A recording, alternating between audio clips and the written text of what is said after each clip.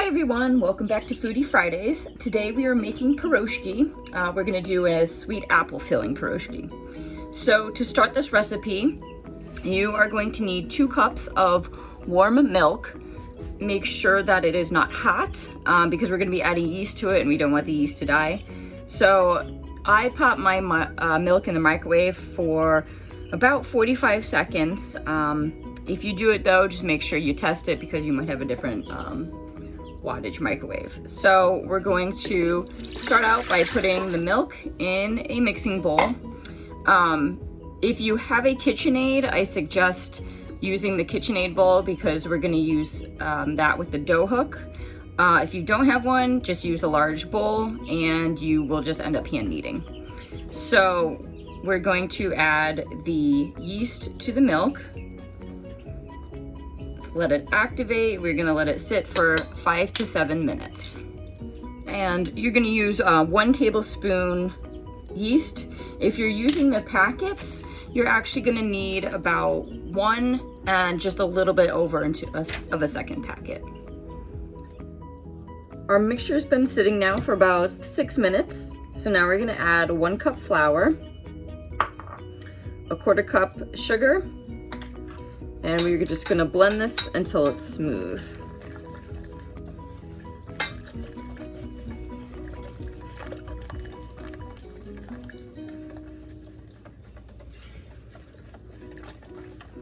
Now we're gonna let this sit here for about 30 to 45 minutes and let the yeast do its thing. All right, so my yeast and everything has been sitting for a half hour. I'm gonna let it rise for probably about 10 minutes more. If you've never worked with yeast before, you'll see bubbles are forming. That is a very good sign. That means the yeast is activated. So we'll let this sit for about 10 more minutes.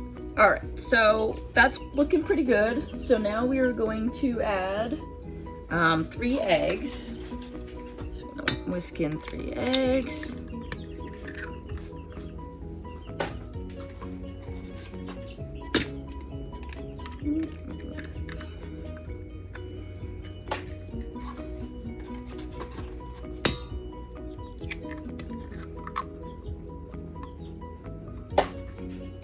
The other half of our sugar, 1.5 tablespoons melted butter,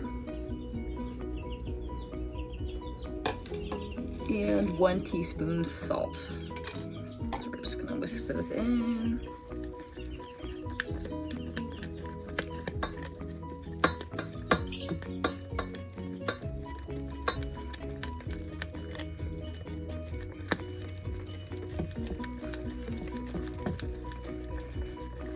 Okay, and now we are going to set up our KitchenAid.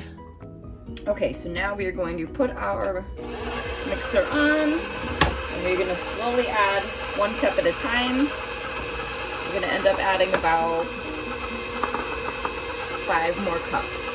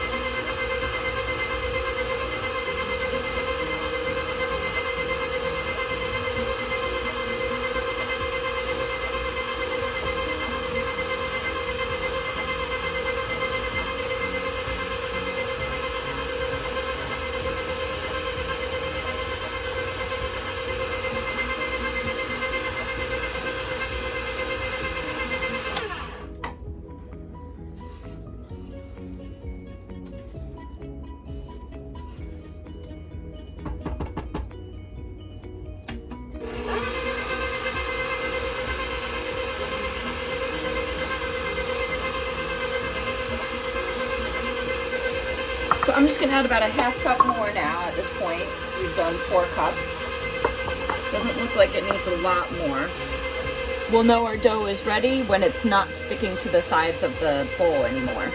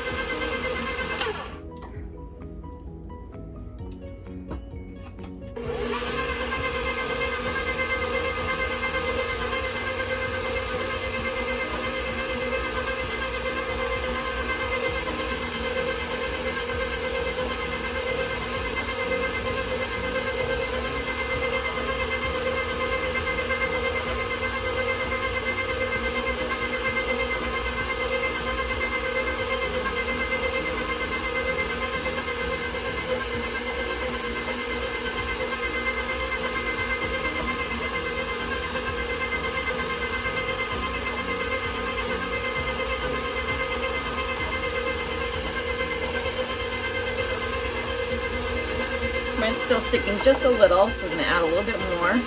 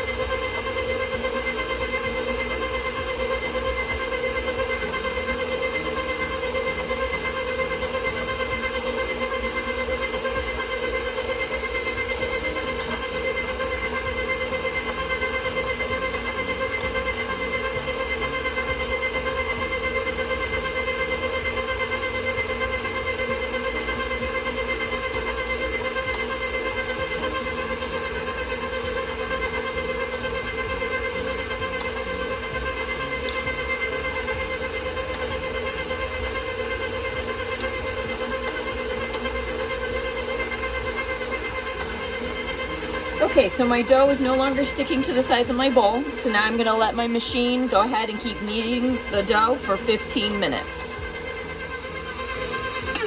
All right, so my dough's been mixing for 15 minutes. So now we're gonna set it aside. The dough is gonna rise. We're gonna set it aside for about 2 hours. The dough is gonna triple in size. So mine does not have room for that. So it would be kind of close. So I'm gonna move mine into a special container that I have for making bread. So I'm gonna go ahead, scoop that all out.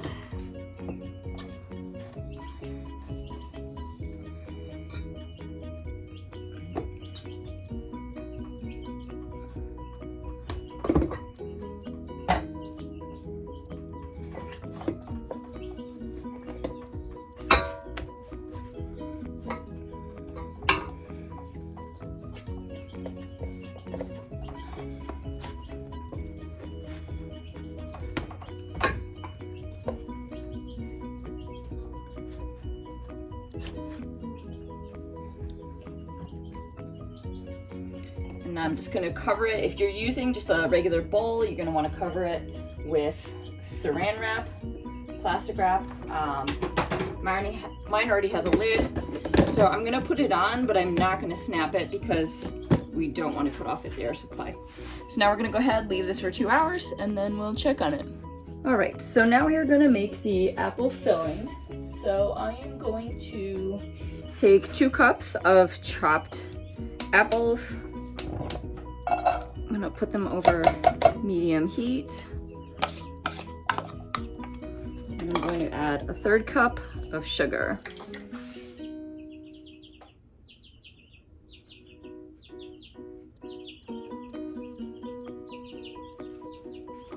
And I'm just gonna keep stirring it around.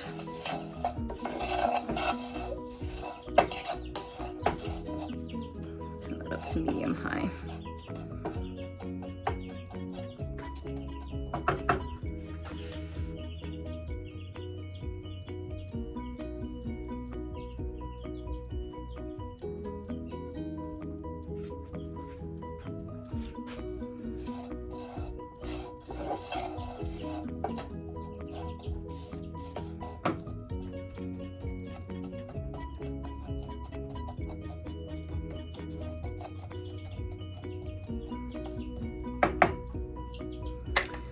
So we're just gonna cook these for about 10 minutes.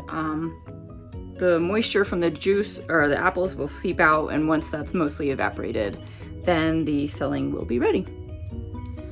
Okay, so my apples are cooking, so now I'm going to work with my dough. You're gonna use a non-stick surface. I'm just using my countertop, lightly floured.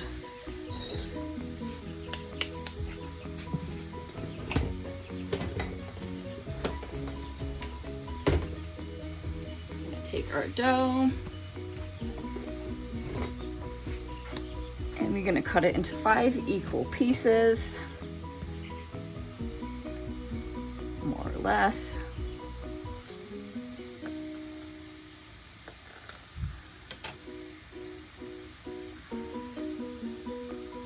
And we're gonna put the 4 aside, and we're gonna be working with the 5th.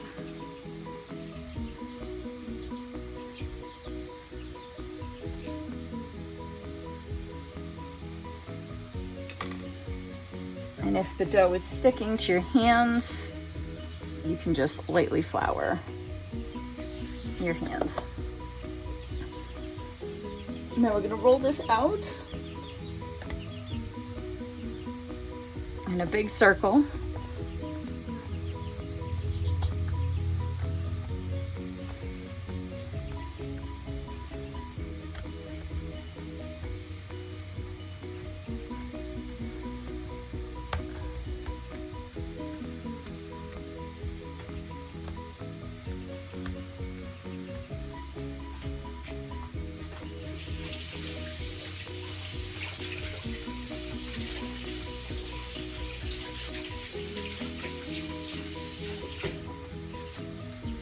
Grab a pizza cutter or just a knife,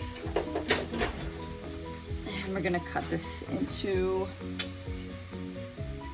triangles.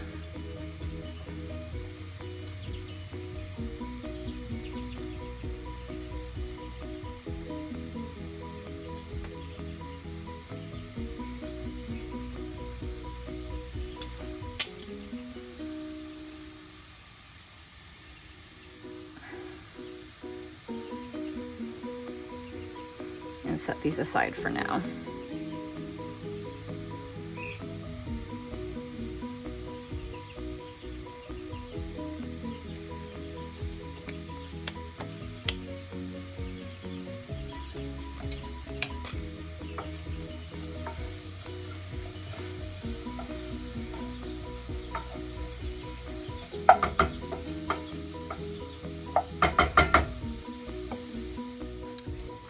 Okay, so my apples are done.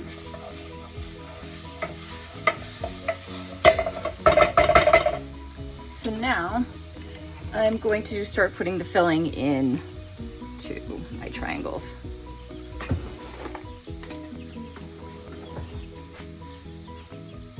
So I'm just going to put a little bit in on the top center.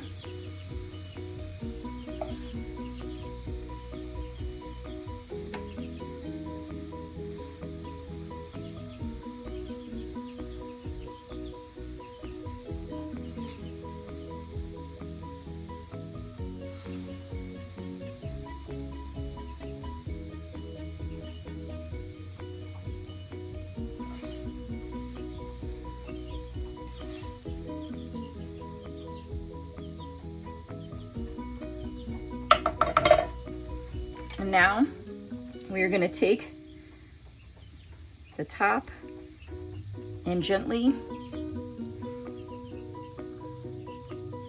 knead it over, and then we are going to roll them up.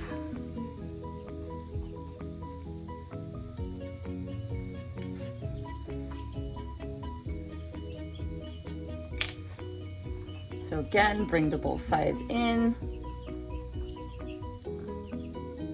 pinch them together, and then roll them together. Your dough will probably be a little bit different than mine because I used gluten-free flour, which doesn't always yield the same results as regular flour. So it's not pretty looking.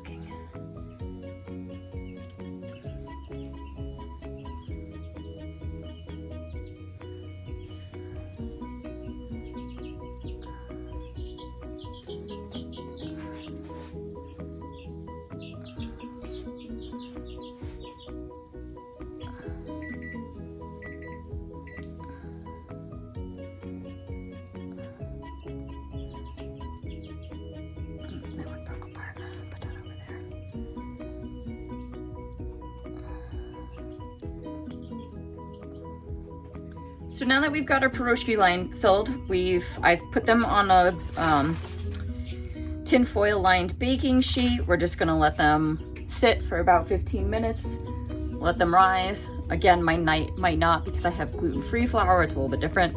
But if you're using regular flour, they should puff up nicely. Okay, so mine's been sitting out, they haven't puffed up, but that's okay. So now we are going to preheat our oven to 360, and we're going to just take an egg, beat it really lightly until it's all mixed together.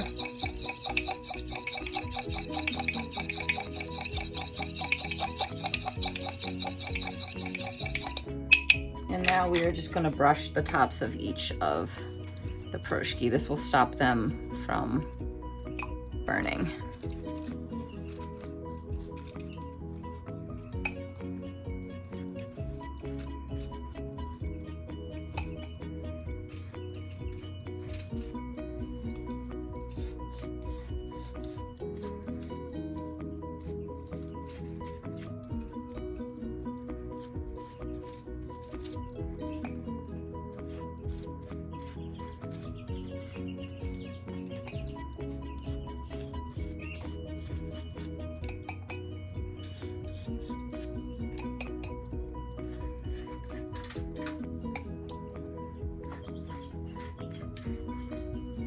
And now we're going to put them in for 20 minutes.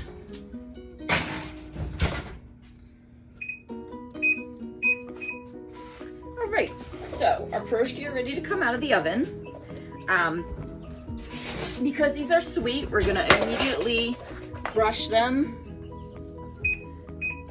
with a mixture of 1 tablespoon sugar to 2 tablespoons water, and this will just give them a nice extra sweet taste.